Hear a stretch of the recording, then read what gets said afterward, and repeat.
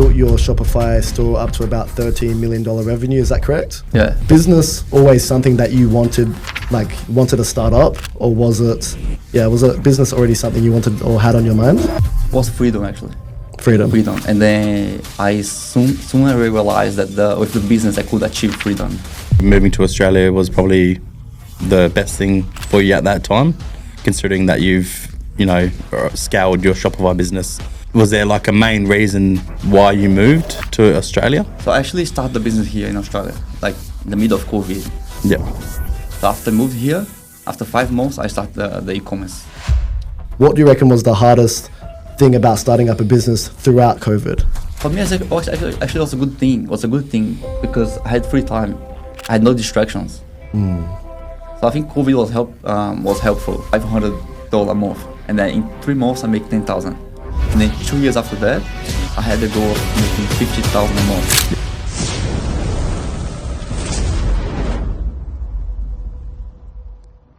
Welcome back to Beyond Boundaries, guys, for another episode. We haven't really been doing any episodes this year. This is our first one yet. So still a bit scratchy with the recording and stuff, but we have another guest on. His name is Matheus.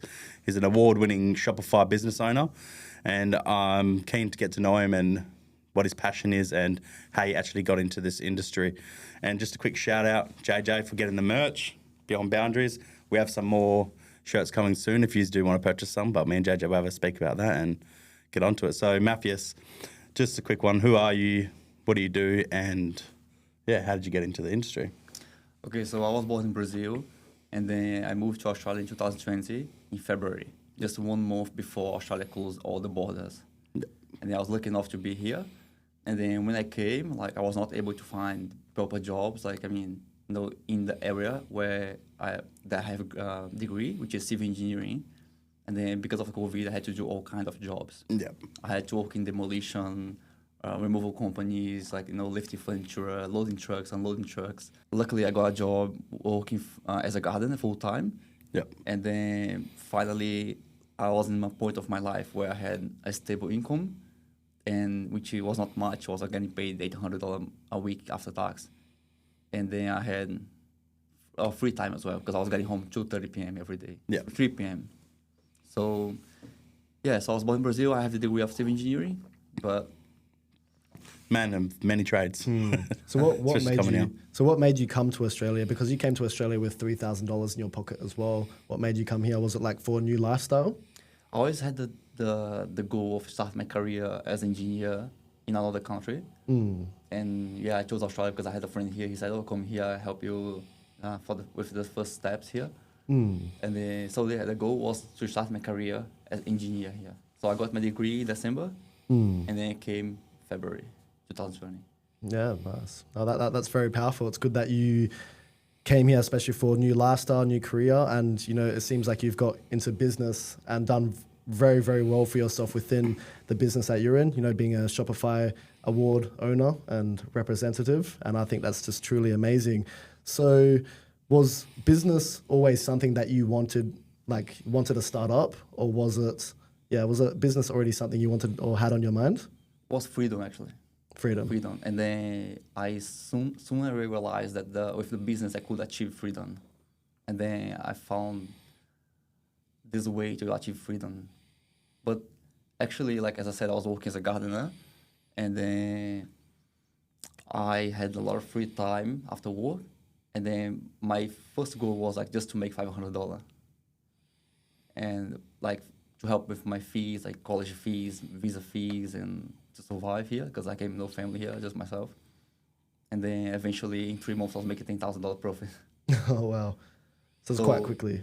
So never thought about okay, I'm going to do business, but I always want the freedom. Yep. And the business helped me with that.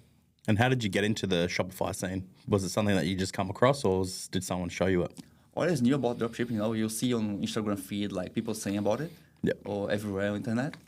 And then, as I said, I never had free time to study and money. And then when I was working as a gardener, I was getting home 3 p.m. every day. So I had from 3 p.m. to 11, 12 to do something with my free time. Yep. And we could not go out because of COVID.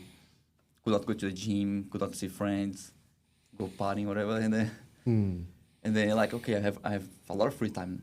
Instead of watching Netflix, playing games, and doing like random things, I'm gonna learn a new skill. And then I chose dropshipping e-commerce. Oh, nice. So, would you say moving to Australia was probably the best thing for you at that time, considering that you've, scaled your Shopify business to the top? Was there like a main reason why you moved to Australia? So I actually started the business here in Australia. Oh, so you started it here? Yeah, Yeah. I started here in the middle of COVID. Yep. So after I moved here, after 5 months, I started the e-commerce business. Beautiful. Have you ever ran a business before, previously? Never. Never? Never.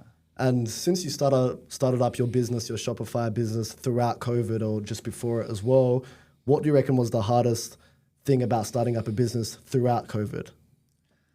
Throughout COVID, well, for me, actually it was a good thing. It was a good thing because I had free time. I had no distractions. So I think COVID was helpful.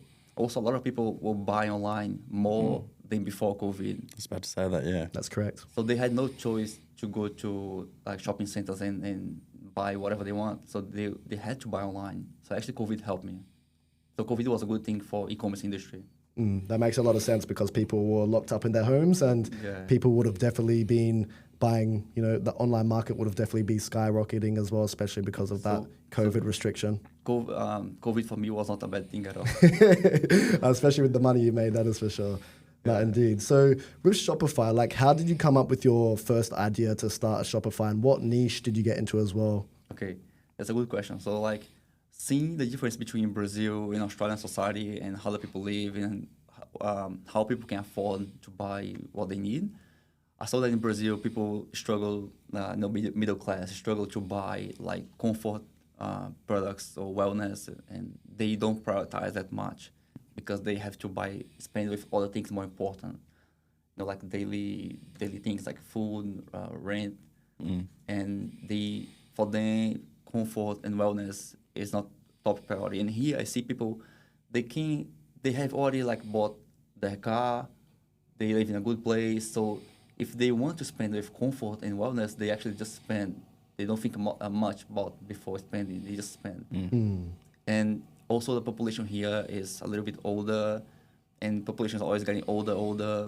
So I thought like investing in this people over 35, 40 plus was a good idea because they want to spend with comfort and wellness and health. And it's like an evergreen niche. Yeah. People spend from January to December in this niche, like health and wellness. That's how I started. That makes a lot of sense, and I think that's quite inspiring as well. And it's definitely a good angle to come from because health and wellness is something that's never going to change. It's going to be a very popular market, especially because mental health and sickness, and people want to feel comfortable. People want to feel good. People want bliss. So you being able to prioritize products that come around bliss and making people feel comfortable and solving their pain points, which is good for marketing, the pain points, it's definitely going to help out for sales and you expanding your business. So when you got into the Shopify industry, how did you start making money quite quickly, or did it take quite a while for you to make that initial first payment? Yeah, that's a funny thing because my friends make jokes with me because they always say I was lucky, but I don't think I was lucky. I think I was a good timing and the niche I chose as well. So good timing because it was COVID. And then I didn't take much time to start getting my first orders online. However, I was losing money. To sell online is not difficult. Like the hard part is to be profitable. Okay, so I was selling, and then I think it would take a few days to start selling, like 2 or 3 days. And in the first 2 weeks, I was selling constantly but losing money because I was spending too much on ads and was not profitable. And then I realized I can't give up. So as he said, Jaiden said, I only had $4,000 in my bank account when I started, and I lost $1,500 in the first 2 weeks, like nearly half of all my money. Most of the people would give up at this point, but I was like, no. I know that if I fill the gaps here and there, fix what is wrong, make my website, my store better than my competitors, I know I can turn this store into a profitable store. and then I spend like every day like 8 hours, 10 hours just after work, after my job, just trying to make it look better, make it look more reliable. Customers could look at my website and feel that they could trust and purchase from me. No, that's really, really good So as it was well. not difficult in the beginning. Not difficult, or was? Not difficult to sell, but took some time to be profitable. So what do you reckon is a really important aspect to conversions, but also for making it profitable? Like for, someone just starting, someone in the same position as you when you were struggling to get starting to become more profitable. What do you reckon would be the one thing that could make someone profitable? Like little things that you can change on your store to make, your business more better and to start actually making good money and profits. Well, it happened to be that I chose products that they solve problems. So that's why I recommend people starting choosing products that solve problems. They are actually useful and can somehow improve the life of the buyer. And I recommend that. Like, that's the question, right? Like, what? Yeah. How do you improve or like the conversion rate and especially being able to optimize it? Like, what would be the main thing to change it so you're not wasting money, you're actually making money? Yeah. So like selling products that are actually useful, that solve a problem, not like useless gadgets, no cheap gadgets. You have to show that the product has a value to the buyer life. Nice. With this journey so far, have you had a mentor at all, or has this been just your own work? No, I didn't have money. I had $4,000 in my bank account. I could not afford a mentor. So was there like a lot of study that you had to do to find the right niche, find the right audience? Yeah. And it was pretty easy to start up like a Shopify. Yeah, Shopify is easy because you don't have to spend much money, especially dropshipping. You don't have to buy the stock, and then you only buy the product when you sell it. Oh, yeah, that's pretty good then. Yeah. What was your initial investment was pretty much the money you had in your account, hey? Yeah, I had 4,000 and I was getting paid 800 a week. So that weekly income was helping me a little bit as well. When was the point where you said, all right, I'm going to give up my daily job and go all in on Shopify? Okay, so it was 12 months after I started. And so quite quickly. At that point, I had turned over 1.2 million already. Oh. In revenue. Yeah, nice. Yeah, revenue, not profit. Yeah, so when you say revenue, that's just how much sales have gone through your Shopify. Yes, and then I have a friend from Los Angeles. He said one thing that was in my mind for days and made me leave the job. He said, if you're making this money, working full-time in a job and getting home and working in a business, what if you work like the whole day, from the moment you wake up to the moment you sleep in your business? You're going to make way more. And I was like, that's true. It's a good idea.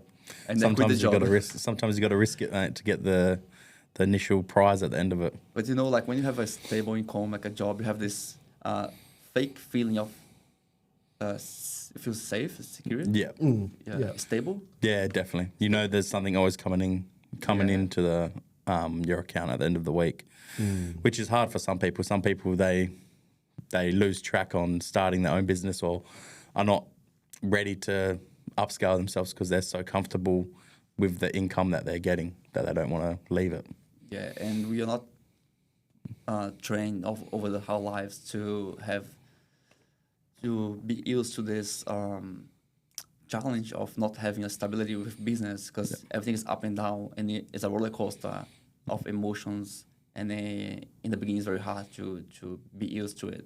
Yeah. How did you, throughout this journey, of course, scaling, making a decent amount of revenue, did you have were you gymming? Were you looking after yourself, like your self-care, especially because through this time it would have been quite stressful? Yeah, because in Victoria, because I was in Melbourne before, we could not go to the gym. I bought a bike and I was going cycling every week.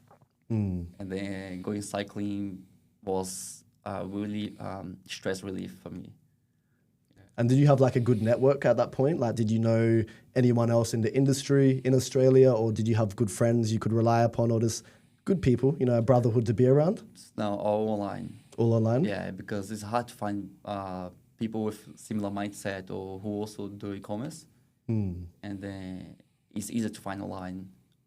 Yeah, that makes a lot of sense. And before we jump into how you scaled your Shopify store up to 13 million revenue, which is, an amazing thing, that's truly phenomenal. I wanted to ask, you said something the other day about you having a community as well. What convinced you, or what made you have the mindset of wanting to start a network, your own network of teaching people e-commerce? Okay, so this was an experience, actually. It's not my full-time income. It's just like a side income. And then after nearly 5 years, I was like, okay, I have proof of results, as you can see here. So I got the Shopify Award, and then no one can tell me, look at me and say, hey, you're fake. You don't have proof. It's all fake. No, I have proof here. I have 2 awards, and then I was like, maybe I can have an experiment of teaching people, because I was not even talking much about e-commerce on my Instagram. So many people saying, hey, I want to learn with you. Teach me. I pay whatever you want. I was like, I don't have time. It's not my priority. But at some point, it's like, okay, let me try. And then I was like, I give it a try. That's good. And how has it been so far? It's good. It's been good? They are always happy whenever we have the live calls every week. They're happy and make me feel like, wow. Because you feel so used to your own knowledge over time. Things become normal for you. But for them, it's extraordinary. It's amazing. So when I teach something that for me is became normal, for them it's amazing. So make me feel more like it's rewarding to teach them. They feel happy, and I also learn a little bit more and more. Yeah, and that's amazing. I think even for me as well, I definitely resonate for that, because every time I pray, I'm just like, God, fill my cup so abundantly that it overfills into other people's cups. And I think, it's a lot more rewarding when you're impacting people. And how big is your community so far? How many members are in your network? Because it's not my priority right now, it's 34 people, all Brazilians in Australia. Okay, so your people, your ethnicity you're helping out? If I was focused in days 100%, there would be hundreds, but it's just not my priority. My priority is the e-commerce business. Because wherever I went, I make money, and I don't sell my hour. When I'm doing mentorship, I'm selling my hour, and I lose my freedom. That's what is driving me, That's true. So are your students or the people you teach, are they seeing results within their own Shopify business? Yeah. But they're all professionals, engineers, doctors in Australia. Yeah. So quite clued on, switched on. Yeah, they are bees as well. So they're going slowly. Oh, beautiful. Yeah, but they're getting results. Yeah. And with these rewards behind you, so what does the white one mean, and what does the silver one mean? Okay, so the silver one means 100,000 orders in one shop. So each award is for each shop. So the amount of orders that you get can scale to. Yeah. So 100,000 for the silver one? Yeah. And then the white one? The white one's 10,000 orders, but that's 2 different stores. Yeah. So the white one would have been your first milestone that you hit? Now, before in the past, Shopify was not giving the 10,000, so it's a new one. Oh, beautiful. Yeah, so I never got 10,000 award for that one.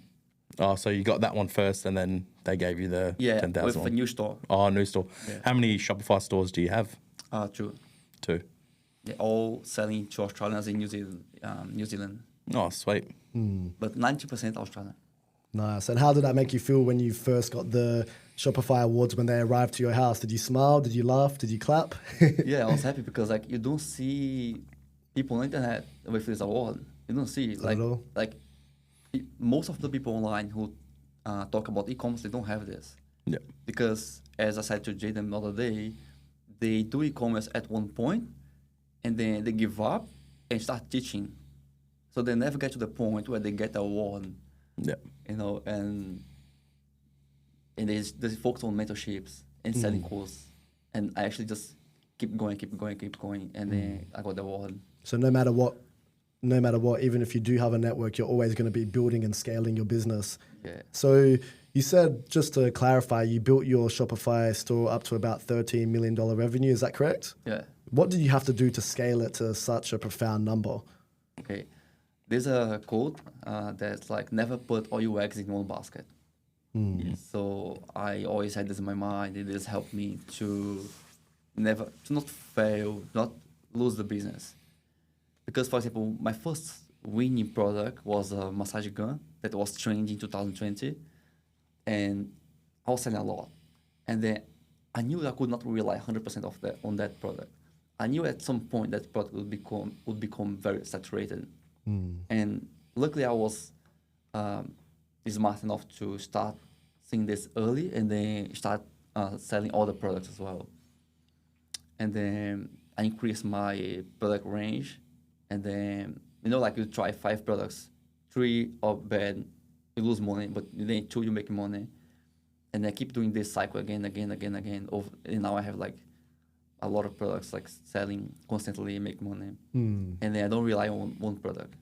So when you run your ads, you run multiple different ads? Yeah, multiple. With multiple different products? Yeah. Nice. And what are your strategies? Are you using more Google ads? Are you using Facebook ads, TikToks, organic? Like what are you doing to sort of scale these businesses? Google and Facebook, but mostly Google. Mostly Google? Yeah. What's the difference between Google and Facebook? Is Google better than Facebook, would you say? Depend on like the product.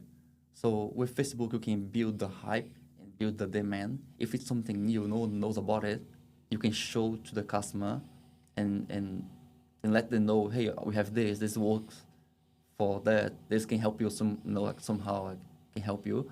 But Google, you can attract customers that already know about your product or the kind of product you have. So it's different. That makes a lot of sense because, I mean, like the FOMO, if you want to create hype around the product, you'll do Facebook ads or engagement ads. And then like Google's people already searching for products. Exactly. Yeah, so that makes a lot of sense. Maybe Johnny and I might have to join your Shopify network. I did try it once, eh? You did? Yeah, but I didn't really get into the selling part. I just like created a Shopify, then just got, I think, bored of it. But a lot of people say like Shopify is very saturated and competitive. What are your thoughts on that? Everything is competitive. Like if you start something new, you have to basically start a product that no one has ever seen. Like, everything if you see is somehow there's a competition. You can't escape from the competition. Then you have to compete, and then you have to find a way to be better than the competition. That's a good way to put it. Because you're saying like one of your first products was like the massage gun. Yeah. There would have been millions more or like 100,000s more Shopify accounts selling that exact same massage gun. How do you make yourself be known?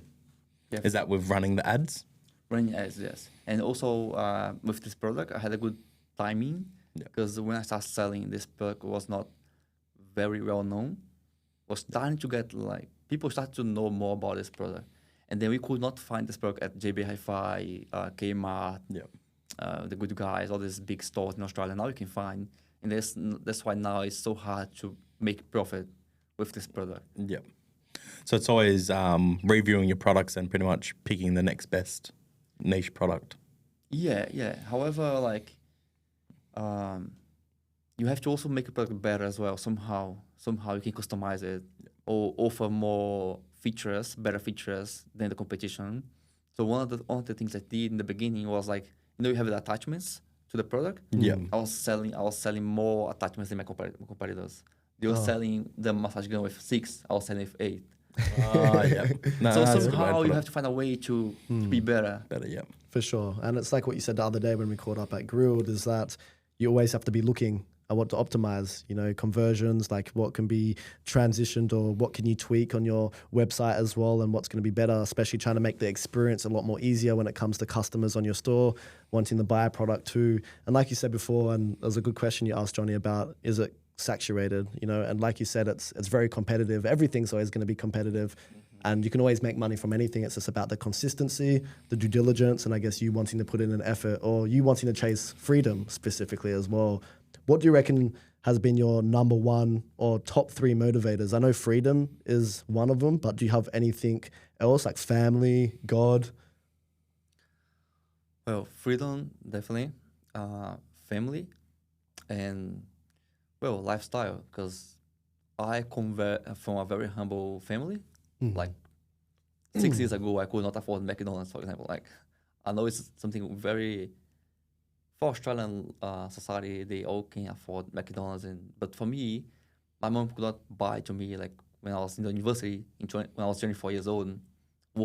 study full time, could not work. So like I always want to travel, not about actually having things like buying cars, but more about experience.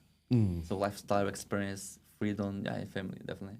Yeah, no, I respect that. It's good. I think it's good to reward yourself. I mean, you come from quite a humble beginning and might have been a bit of a hard beginning, but it definitely makes your success more honorable and a lot more exciting now, because you know that you've come from such a harsh background and now you've built yourself into a man of capability and competence. And yeah, you should definitely be giving yourself a pat on the back and be, you know, proud of yourself. Yeah, one thing funny is like when I had over $500,000 in my bank account, I was still driving a Holden Cruise 2012, which I paid $9,000. That's good. Most of the people would have bought Porsche, Mercedes, BMW, but as I said, experience for me is better. I was still traveling, so I still travel, but like I need to have the money to be able to know that I could, if I lost everything, I mean the business failed, I could start a new one. Yep. And I could reinvest in the business as well and grow the business instead of like buying cars and just to show off. You're not someone to show off and flaunt your success. You're more someone that just is humble and then will put your neck out for people that might actually want to learn it. Yeah. Would you say you're the same as well, Johnny? Quite humble? Like Yeah, if you want to make a lot of money, would humble. you be flaunting, or would you think it'd be quite humble? It depends who you meet, really. You can meet people that are just like arrogant and they try to flaunt it, so you try to flaunt it back. But I'm pretty humble myself. Like, obviously, work away in a dirty environment and stuff. So I make a lot of money as well. So it's just like I'm not going to sit here and pretty much flaunt everything that I have. Like it's you know, you have to be humble to actually be successful. Absolutely. I think it takes a lot of humility for that as well, and not letting the money change you. Because I mean, the most interesting journey about making money anyways, it's about the man you become within that journey. So I can imagine there's definitely some challenges running a multi-million-dollar business technically. Like, what are the challenges? Is it mindset? Do you get unmotivated? Ads, you have to stay consistent. Like, what things, like, the biggest challenges? Point, like when you start selling a lot and the business grow, you have to build process and systems. And then we don't learn this in school. I never did like business. I don't have a business degree, so I have engineering degree. So you have to build process, manage your team, because I have 3 in my team. They're all in Philippines, and then that's a challenge that you face when you start like growing a lot. You have to build the systems, process, delegate tasks, and that's definitely one of the biggest challenges in the beginning. Not the beginning, actually, when you're growing. Would you say getting an engineer degree, would you say that helped a lot? Because obviously being able to build up and see things from different perspectives. I think it helped me with the numbers, because I always still do all the marketing, the paid ads, and I like numbers. I like analyze the numbers, see if the CPA, which is like a cost per acquisition, and CTR, click-through rate, all the numbers in a big table, all the campaigns. I like that. So I don't delegate the paid ads to anyone. I can't trust anyone, so I trust myself. So I think the engineering helped me with the numbers and be able to have a logical thinking. Oh, that's good. So obviously being successful and everything, it all comes down to your mindset and how you go on throughout your your daily life. Do you have any like routines that you follow? Like obviously, looks like you do gym a lot, like eat healthy and stuff like that. Do you try to stay like as healthy as you can to feed that mindset of doing better and more? Yeah, you need to have a like stress relief activity that helps you, to remove that daily stress from work and pressure and when you worry too much about something. The gym actually helps, And so my daily routine, basically like, I think most of business owners, when they're growing, they don't have a very strict daily routine. Like whenever I'm free, I just get my laptop and work. Like whenever I get home, if it's like 6 p.m., 7 p.m., 10 p.m., I have my laptop, I'm doing nothing. That'll be the best thing about having that, the business that you're in, is that you can work anywhere in the world. Yeah, anywhere. And if I'm free, I just work more.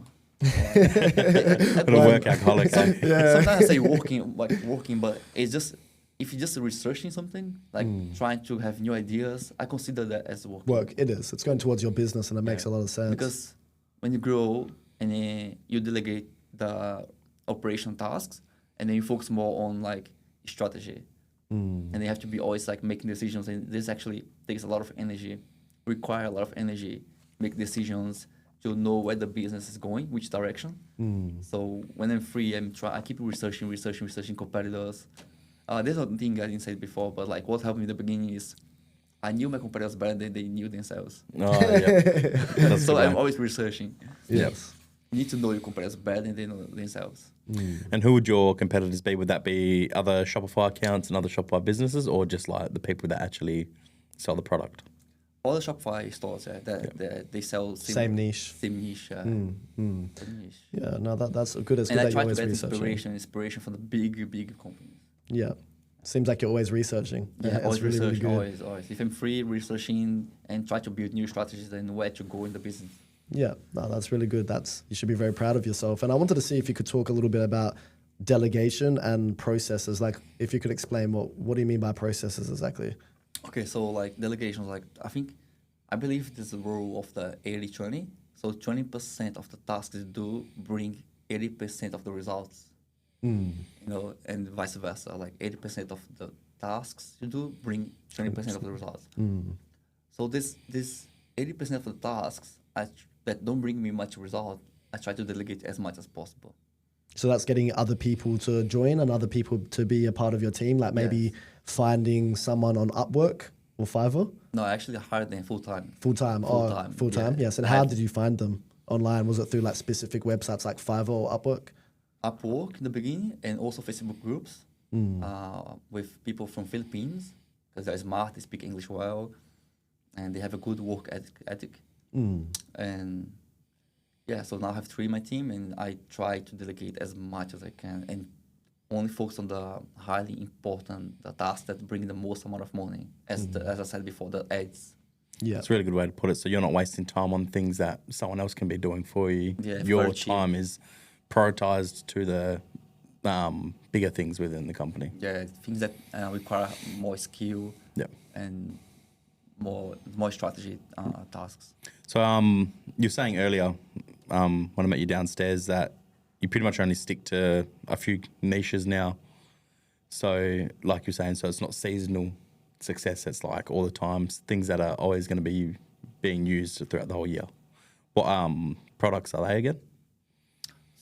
So what products do you sell now on your Shopify account that are different from when you started? Like, because you said you only stick to like baby stuff and kids stuff or health and well-being stuff. Are they the only like products that you surround your Shopify accounts around now? I still focus on the health and wellness in one of the stores. Yep. The store that got 100,000 orders award, and baby and kids as a new store. I started like 1.5 years ago. Yep. That I got that award. So and they're pretty much doing the revenue that you're making, like both stores only then all year round. Yeah, that's good. So what most people do, they start a store and then sell a little bit, give up, build a new one, give up, build a new one. I prefer to stick to that one, actually build a brand and get well known. Yeah, because over time you build a whole list of customers that know you and they keep coming back and buying from you. So if you stick to one store and build a good LTV, like a lifetime value from customers, your business can survive way longer. Are they like one-stop shops where you can go in and then you can, like for the health and well-being, there's like heaps of products that you can pick from? Exactly. The collection is there. That's good. That's really, really good. Yeah. Yeah, I'm just getting into Shopify myself. I have been for the last couple of months properly as well. It's quite interesting, the journey so far. And what other niches would you say are really good? Because I know that you're heavily into health and wellness. If you were to name another couple of niches that are good in the market, I mean, all niches can be good, technically. What other ones would you pick if it wasn't health and wellness? Can I just keep going a little bit about his question? Like he said, for sure. One thing about the one-stop shop is that, like, for example, if a customer bought from me one health and wellness product, whenever the same customer needs something, the same niche in the future, he's going to remember me. Yeah. Or even if he goes to Google to look for that product he wants, and then if I have that product, he's gonna see me. Oh, I already bought from this shop and I had a good experience, and then he comes back. So it's a good strategy to have to actually bring clients or audience back to your Shopify. Yeah, it's like have a bicycle shop. Like if a customer buy a bike part from your shop, whenever in the future he needs another bike part, if he had a good experience, he comes back and buy from you again. It's a good strategy to have. Would you say that's a strategy like that is like a main point that you want with starting a Shopify account? Like make it a one-stop shop where people will buy from and then say look for another product within that industry, like health and well-being. They remember, I can go back to this person again. Well, there are many strategies to build business in e-commerce stores. That's one of them that I found that I think is good and works well for me. Yep.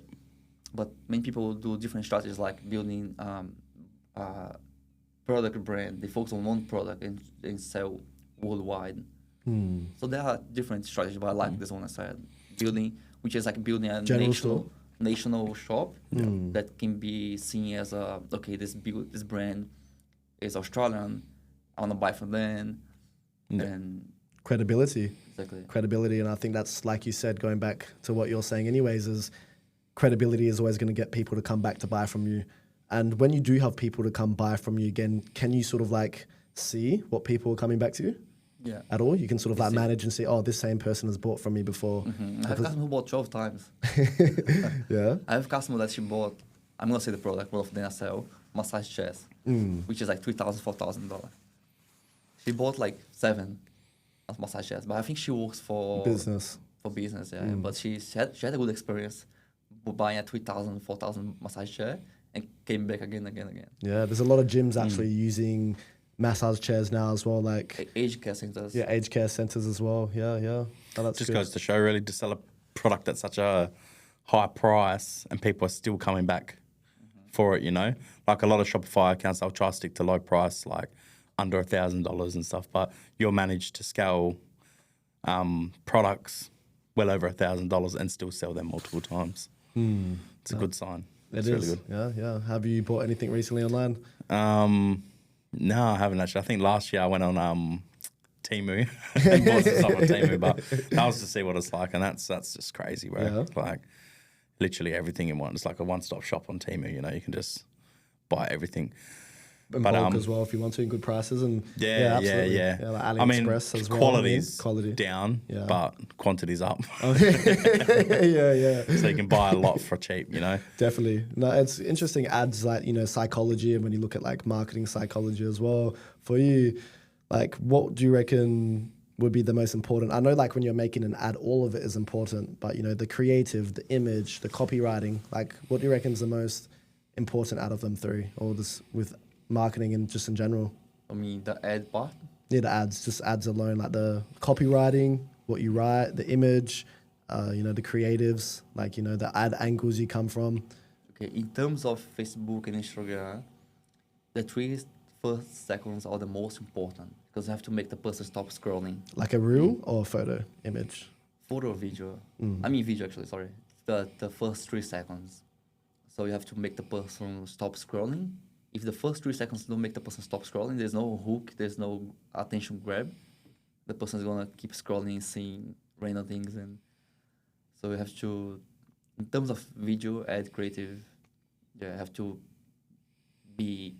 impact the person in the first second. Create that interaction where people go, oh, this is cool. I might watch it a bit longer, and then eventually maybe even buy it. Yeah, eventually go to the website at least, no? Yeah, that's true. So what kind of like ads do you run? Are you running like, let's say like just a video of the product, or is the product being used in the ad? On photos, videos, yeah. You can use photos as well, but videos always work better. Yep. No, nice. So you'd always recommend, even for Facebook ads and Instagram ads, videos will always win over photos. Yeah. Always. Yeah. But when you use Google, if you use Google Shopping, Google Search, you don't even need like a photo and video. So about your money and success so far, especially running a successful business, being a successful man, what do you reckon would be, what's something in your mindset that's changed? Something that you've realized about life that's different now having money? Have you changed a lot since making a lot of money? I think like there are different ways of living life. I think you can access, when you have money and knowledge, you can access people with more knowledge as well. And then when you don't have anything to offer, like you do access these people, and then have a good success, and you meet amazing people who not talking about they have money, but about like they being smart and having experience. So making the money and success that you have, you've learned that there's, with that success and money, there's more people you can meet that actually can help you grow even bigger. Yeah, you become interesting in their eyes. Yep. And then it's easy to meet people. To network more more. meet people that actually want to be in your circle, not people that are only there for your money. Yeah. Would you say you've changed much over the last 5 years? From when you first moved here till now? The thing that I changed the most was the emotional intelligence. Yep. Because you become more emotional. Yeah. Become more smart. You can like, if you're having a problem, what was a big problem for you in the past, like now for me is a little problem, tiny problem, something that you can control, like your The emotions threshold. over. Yeah, the threshold increases. Yeah, for you, what before was a big problem, now it's like something very tiny. Like It's good. it changed over time how you see the problems. Yep. It's good to have that that ability to be able to control your emotions over something that, yeah, like you said back in the day, was big, but now it's just like you can just shrug it off and go, been there, done that before, move on to the next thing. Been there, I've been there, yeah. So like, I think that if I lose my business or my money, I know I can use my mind, my brain to learn something new, or even do the same thing again with a different product. Oh, sweet. No, that's good. So if there's someone right now listening and they want to start a Shopify store, what would be some good advice you would give them? Find products that solve a problem and give value to the customer, give an actual real value. Because I've heard that before. You either create a problem, sell the problem. I mean, create a problem, sell the solution, or you find a problem and create a solution. It's a good way to put it. Exactly. Definitely. Exactly. Working on those pain points, because I remember learning something about marketing as well. It's about taking someone from their current state to their dream state. And I was learning a little bit of copywriting for like a couple months as well. That's what the guy was talking about. He was just literally talking about someone's pain point, take them to their dream state. What's the solution? And that makes a lot of sense. And that's always going to drive people to buy something if you can copyright and you can use words in such an eloquent way where you can convince people technically and make people get off their ass and buy a product. And everything is about health, relationships, or wealth.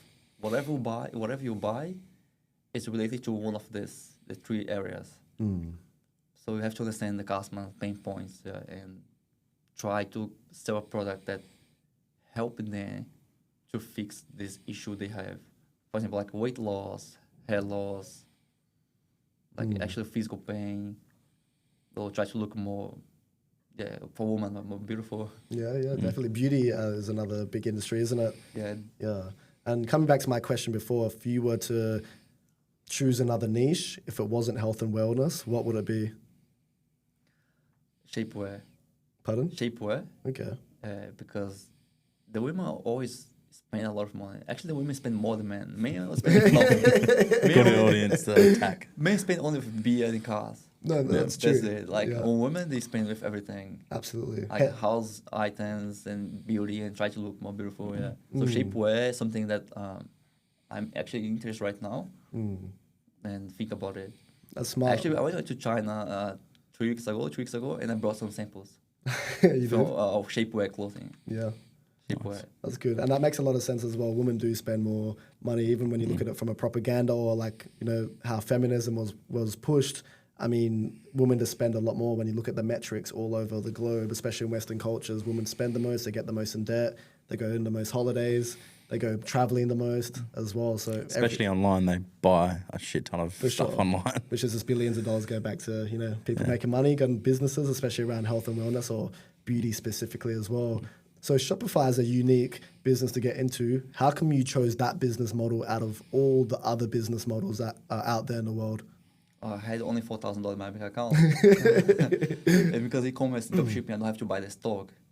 You know, and then So pretty much you just, with Shopify and e-commerce, you pretty much just advertise the stock. When someone goes onto Shopify brand or account, they buy it and then they pretty much do all the back end of it, eh? when they buy, Do you have to like connect a supplier to the Shopify account? yeah. When they buy, I let my supplier know, like we got an order, Yep. and they can ship directly from their warehouse to To the customer address worldwide? worldwide.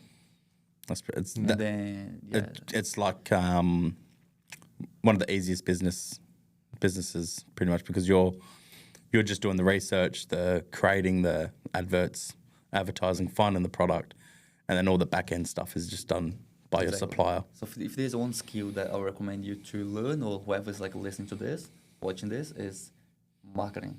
Be good at marketing. Buy books. Understand the psychology or why people buy products, and then pain points, as you said before, like passion, fear, and marketing. If you know marketing, you sell everything. Everything needs marketing. If you're a doctor, if you have got, for example, like Psychologist or something as well. psychologists. Everything's marketing. If you can, We're marketing right now. You could Yeah. say. yeah, you can have the best restaurant in the world, the best food. But if people don't know about it, they will not go to your restaurant and buy food from you. Yeah. You don't need only have the best product. You need to know how to show to people, let them know. You know, like even business who have bad products, but they're good at marketing, they sell a lot. Yeah, that's true.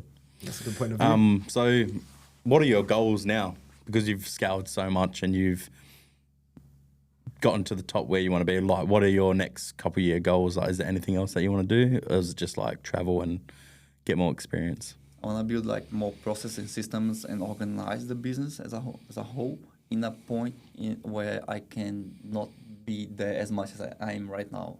I want to be like spending 4 or 5 hours a week in the business. I can right now if I want, but I'm not really happy where I am. I want to grow more. I want to grow more business, build more systems, more process, and make everything more automatic. More and more. So you don't have to even be around the business at some point. You can, like you said, you can be working a couple hours a week. I think that'd be quite cool. And are you thinking about like going tenfold on the one business or just the two? Are you thinking about starting any more Shopify accounts or just the two and just focus really hard on those two? So I had this mindset before in the past. So I spent about 3 years with only one. And in the third year, I built a second store. And then, as I said before, never put all your eggs in one basket. So I think it's important to expand not only the niche, the business niche, countries, products, collections. I try to make my income stream come from different ways, not from one product, not from one store, not from one country. That's my mindset. It's a good way to do it. So, you know, there's always, like you said, there's always money coming in. Yeah, if Not Australia just- economy goes bad, I'm selling US and I'm still doing well, or I'm selling in Germany, I'm still doing well. Yeah. So I try to make more diverse That's the good. business. Yeah. And if you were to give a rough estimate, I know that you have 2 different stores and depending on how much you market is depending on how much money you make. But if you were to give like a rough estimate on monthly revenue for both stores, how much do you reckon you would be making revenue a month with both stores combined? How much I will be doing in the future, me? Yeah, so like your revenue, like the money that you're pulling through your Shopify stores, both of them, how much would you be making together monthly, the revenue? Does that make sense? Yeah.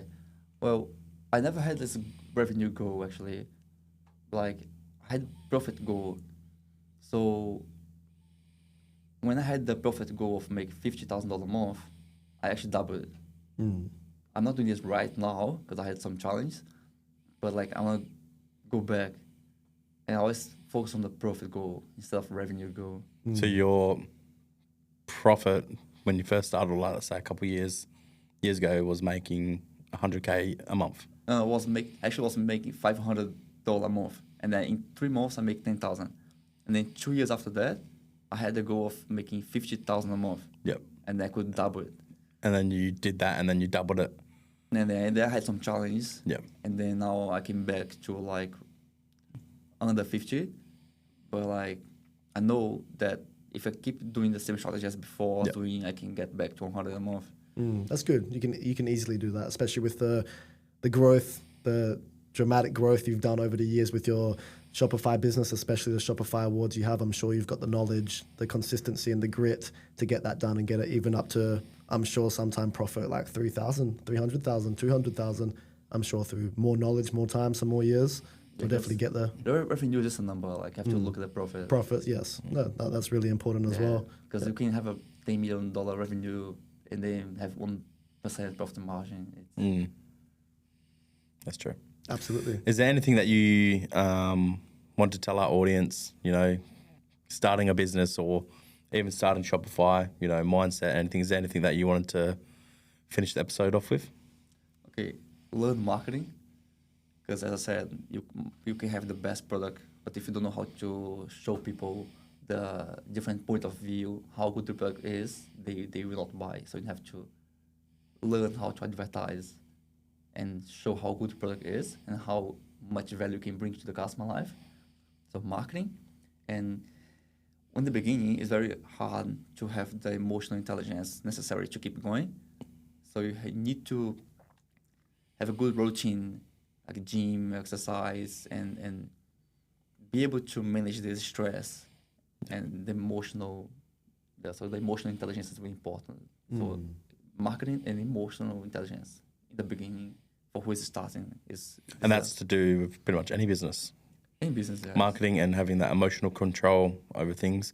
Like you said, being healthy, because healthy life is a happy life. You pretty much, it all starts down to who you are to be able to build something so successful like you have. Yeah, I think, for me, emotional intelligence is the number one. Number one, and in marketing, emotional intelligence. Oh, because it's a roller coaster, and we learn in life how usually when you have it's just like this. Life is like this. Then when you have a business like this.